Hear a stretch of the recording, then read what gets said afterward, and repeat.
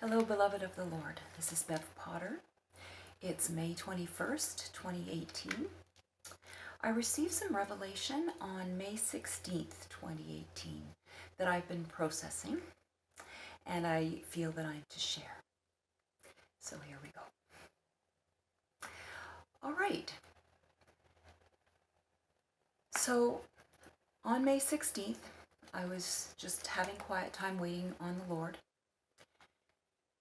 And I was wearing a particular shirt that I just knew I was to wear that day. And it has something written on the sleeve. So we'll come back to that after. But that is what you see on the thumbnail. That is the word that's written on the sleeve of my shirt.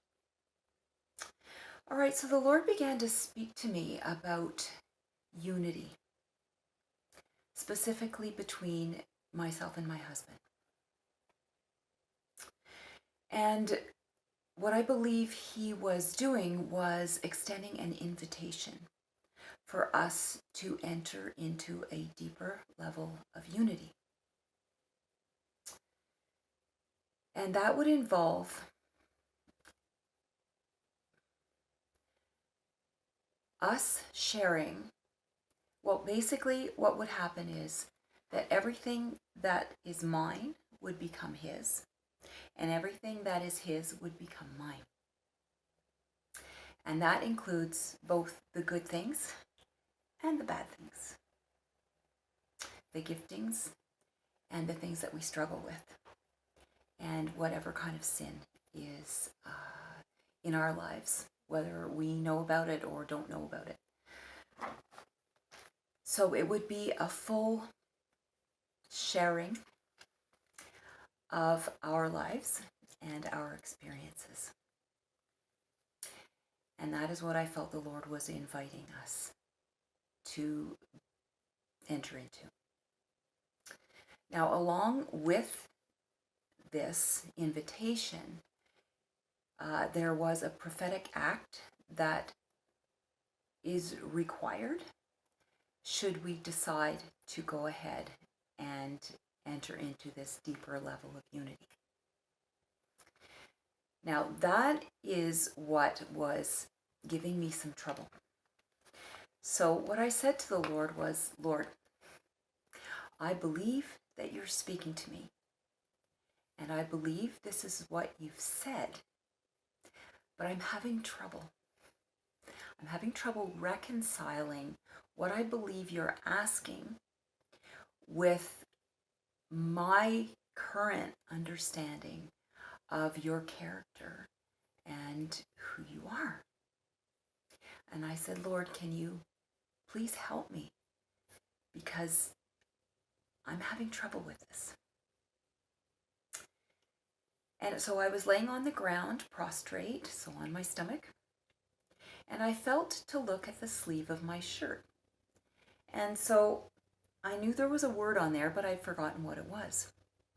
And so I looked at the sleeve and I saw the word, but it took me a second to process what I was seeing. So I saw it and it said paradox. And then as soon as I got that, the Lord said, it's a paradox. Well, what's a paradox? I knew it had something to do with contrary things, things that seemed to be opposed, but I didn't fully understand it. So I looked up in my trusty 1828 Noah Webster dictionary, my absolute favorite dictionary, and this is what it said. This is the one that stood out to me, the definition that I felt the Lord was conveying. It says, a tenet or proposition contrary to received opinion or seemingly absurd, yet true in fact. Seemingly absurd and yet true. And I thought, yeah, that is exactly how I feel about what the Lord has asked of us. So the Lord then gave me an example, and he took me to Genesis 22, where Abraham is tested. So I just want to read just a couple of verses. So Genesis 22, 1 to 2 says, sometime later, God tested Abraham. He said to him, Abraham, here I am, he replied. Then God said, take your son, your only son Isaac, whom you love, and go to the region of Moriah. Sacrifice him there as a burnt offering on one of the mountains I will tell you about. Now Abraham had a very deep and wonderful relationship with the Lord. But I don't think that was necessarily a very easy decision for him. But he did it. And we will skip to the part where he's got Isaac now tied up on the altar, and he's got the knife, and he is ready to kill the child. And he is about to do it when an angel stops him. And the angel says, do not lay a hand on the boy, he said. Do not do anything to him. Now I know that you fear God, because you have not withheld from me your son, your only son. And we know now that this is speaking towards what God was willing to do, because Abraham was willing to sacrifice his son. That opened the way for the Father to sacrifice his son for our sakes. All right. And then because Abraham was obedient and willing to give everything, the Lord said, I swear by myself, declares the Lord, that because you have done this and have not withheld your son, your only son, I will surely bless you and make your descendants as numerous as the stars in the sky and as the sand on the seashore. Your descendants will take possession of the cities of their enemies, and through your offspring, all nations on earth will be blessed because you have obeyed me. So that helped me to understand the Lord's request. It obviously is not to kill anybody. It's just something that I would struggle with doing. But since then, the Lord has also helped me to understand that becoming one will not really be an easy process. But he reminded me of an experience I had back in the late 1980s, where in the experience I was in heaven and I saw two people come towards each other, and then in the same way that we would hug when we greet someone, they went towards each other, and yet they didn't hug, and they became superimposed. Like there was no physical barrier there. They just became superimposed and became one. And suddenly I could feel the sensation of that. And what I realized was, as they came together like that, each person would know the other person completely.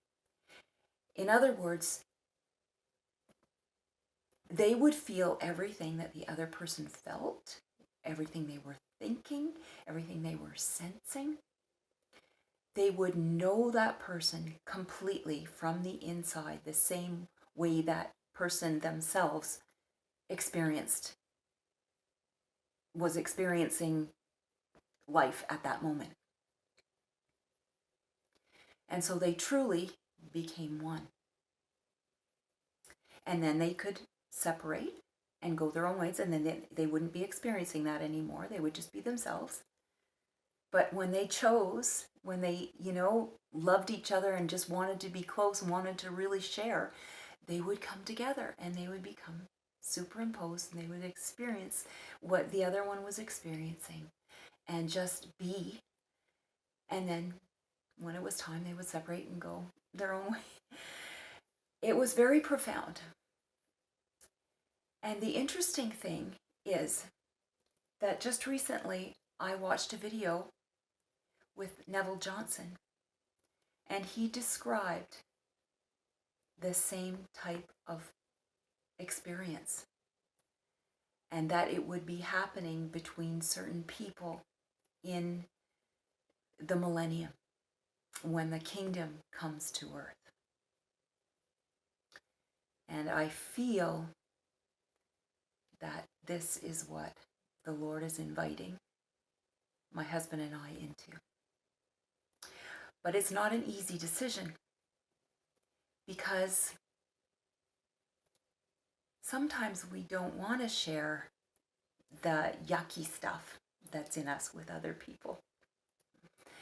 And so we haven't come to a decision yet. But if I wanted to share it, because if you are receiving something like this and you're struggling with the fact that what you're being asked to do is counterintuitive or doesn't jive with your understanding of who the Lord is, don't just throw it out. Press into the Lord and ask Him for revelation and understanding, and to help you to reconcile, if it's Him, what He's asking with your understanding of who He is. So God bless you. Love you lots. And we carry on with our journey. God bless. Bye-bye.